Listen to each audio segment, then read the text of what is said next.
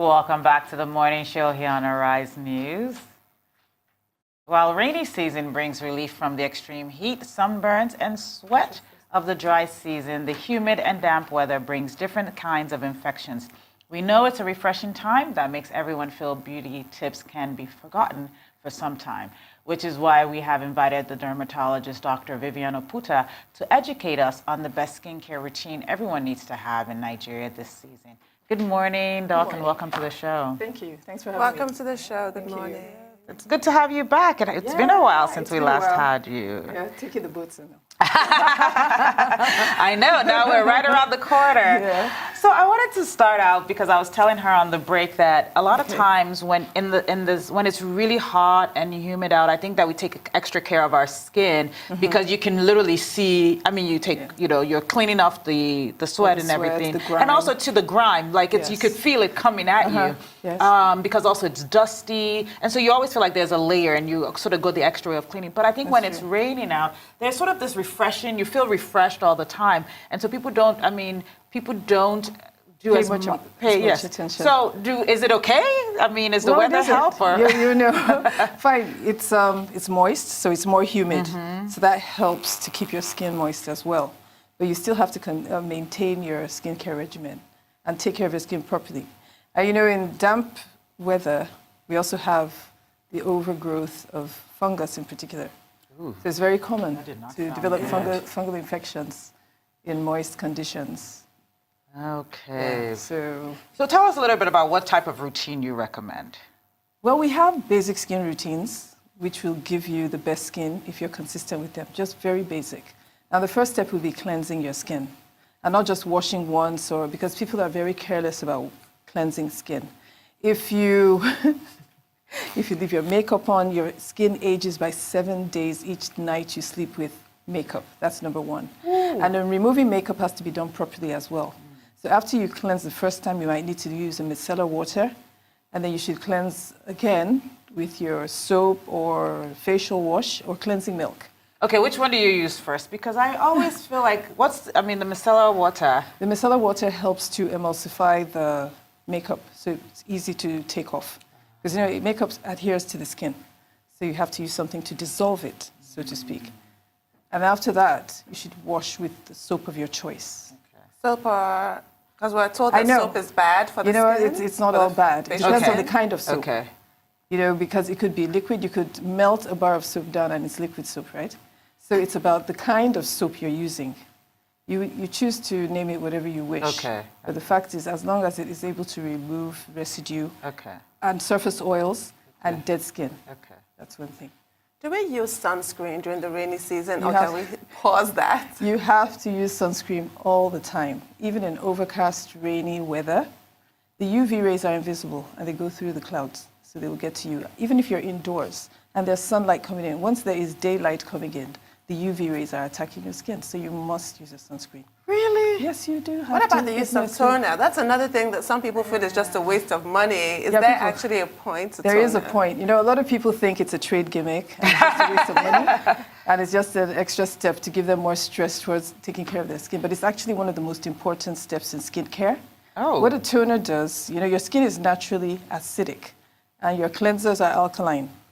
So when you wash or cleanse, you temporarily use your protective acid mantle on your skin that helps to prevent bacterial and fungal invasion. So when you wash that off, you need to reestablish it as soon as possible to prevent infection from setting in.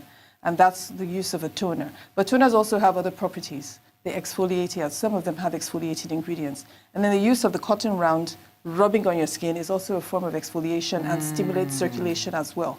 So the toners are an absolute must. Never avoid them. Don't think they're trade gimmicks. They are very essential. So, we always hear the saying sort of black don't crack. Yeah. How true is that? And does that mean that we don't have to do anything since black don't crack? Black don't crack is the truth, right? Because we have more melanin than other races. Melanin protects you from sun damage. And what happens when you go out in the sun, it's stimulated, if you notice. You get darker. Yes. And that's a protective mechanism to help to deflect the UV rays. So we have that protective mechanism. And the sun exposure is one of the leading causes of aging. Okay. So with that, of course, it helps. But then you also have to take care of your skin. And then the downside is that, as we know, WHO has said more than 77% of women in Nigeria use bleaching creams. So that way you are eliminating that protective barrier and also exposing yourself to the harmful rays and damaging the integrity of your skin structure. So I wanted to talk to you actually, because the skin is the largest organ. It is. So to move away briefly from facial skin Yes. to the whole body, Yes. how do we properly take care of our skin on our body? I'm Because glad everybody you're focuses asking on the that, face. and that's the Yes. truth. I have that problem in clinic as well. Oh, I don't need body products. My face is all I'm concerned about. I don't care about my body. Nobody's seeing what's going on underneath. Your skin needs to be taken care of from head to toe. And I'm going to start with the toe. Because what I see a lot of women all gorgeously dressed, wearing sandals and slippers, and then their heels are all cracked and full of crust and filthy, thinking that people won't notice. Once you wear shoes, people can see underneath, even if they're standing here. And I see that a lot. So you have to take care of your feet as well. And of course, your body. There's a routine that is basic for body care. I recommend, of course, you have to bathe twice a day. Twice a day. She was like, that's the most basic That's one. the most basic, because you hear people saying, oh, I even have patients that say they don't even wash their faces with soap. They just use water and then they go to sleep. And if you see the condition of the skin, you can tell that basic care is not being adhered to at all. So with the body, you use your, well, the soap of your choice. Yes. I recommend a moisturizing soap. Okay. And also maybe if you like the fragrant body, what are they, shower gels? Yes, You yes, can yes. add that as well. Yeah. It's okay to use a sponge. Okay. I recommend the net sponge. You know that one that's Oh, okay, the ones Yeah. the ones we use. Yes, the reason yes. why is because it dries between baths. If you use the poofy ones, they don't dry, or the gloves.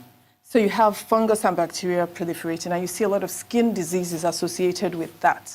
So the damp and the moisture is just a good focus for the infection. Yeah, it's a perfect Oh, it is. ecosystem It for it. definitely So you is. think you're getting yourself clean and actually Yeah. you're using Yes. something completely You're putting filthy. fungus, Yeah, you're on putting your bacteria, skin. the mold. So that net is dries Because very you can now quickly. hang it up yes, and yes. make sure it dries. So that's, and after you bathe, you can use a body scrub. I would recommend twice a week. But if you A can't, full body scrub. why not? You can do it yourself. You don't have to wait to go to the spa. Sure. If you want to go have a spa relaxing treatment, that's fine. But you can do a lot of things at home when you feel you can't find the time to go to the spa. So twice a week, you should scrub your body. After you scrub, you could also use what we call the brushing method to help stimulate circulation, lymphatic drainage, using a bath brush. You know those bath brushes? You start brushing from Yeah. your feet, Okay. always towards the heart. You brush in rigorous strokes towards the heart because you want the circulation to go there, and then from your arms you do this. And so that helps with lymphatic drainage. Okay. And after that, And what's the benefit of lymphatic drainage? helps to eliminate excess fluid and also toxins. Okay. So that's the good thing. And then you get your circulation boosted.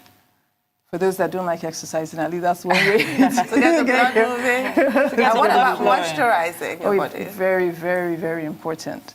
Now, with us, because we believe in taking care of the body as well as you take care of the face, we have products like we start with a body serum and then target specific products. Like if you're trying to deal with cellulite, stretch marks, rough, uneven skin. You've heard about chicken skin, keratosis pilaris. Yes, those The hard products bumps. we have, yes, the bumps, like chicken skin. Your skin looks like chicken skin after the feathers have been plucked. So we have products that help to smooth out the skin. Oh, wow. Yes, and then after that, you use the moisturizer of choice. But I always thought that chicken skin or strawberries, how it look, you know the Yeah, black yeah, dots on the exactly. strawberry. Yes. I always thought that was permanent.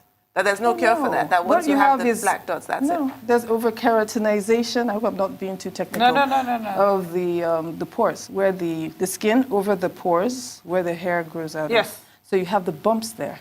And it's a buildup of dead cells. They're not being naturally exfoliated properly. So you have to help. For people who have that condition, you need to assist them with exfoliating ingredients. Glycolic acid is commonly used, salicylic acid. These are things that help to build So when a lot away. of men shave their heads, Yes.